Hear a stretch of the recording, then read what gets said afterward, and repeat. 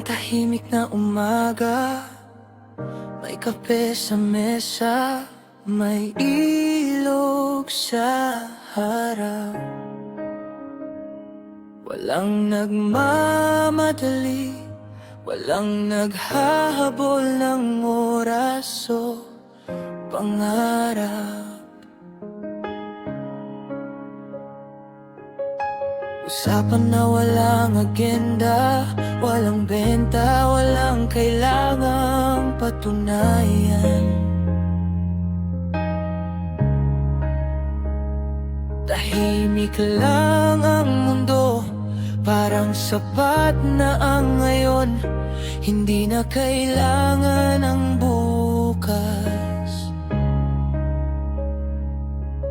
Sa bawat higop ng kape, may kwentong di kailangang ipaliwanag pa. Kwento lang na dumadaloy, parang ilog din sa harap ko.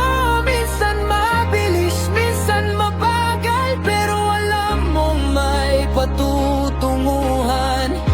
Hindi kailangan ng ingay, hindi kailangan ng entablado. Dito sa tabi ng ilog, sapat ng tahimik para maramdaman ang totoo.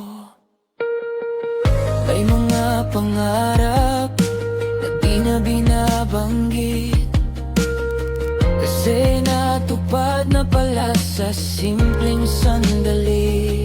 Hindi mansyon, hindi headline, kundi kapayapaan na di mo kailangang ipakita sa iba.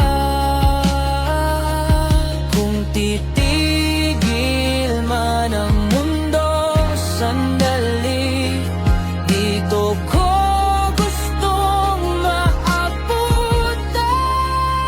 Hindi sa tagumpay